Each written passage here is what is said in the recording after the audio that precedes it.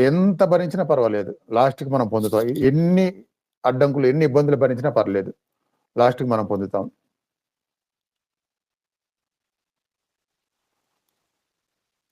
అలా భగవంతుని తలుచుకొని, భగవంతుడితో మొరబెట్టుకొని కళ్ళ వెంట నీళ్లు తెచ్చుకున్న సందర్భాలు ఎన్నో ఉన్నాయి నాకు. ఉన్నాయి గాబట్టి, అవన్నీ చేరుకున్నాయి గాబట్టే ఇప్పుడు ఈ స్థితులు.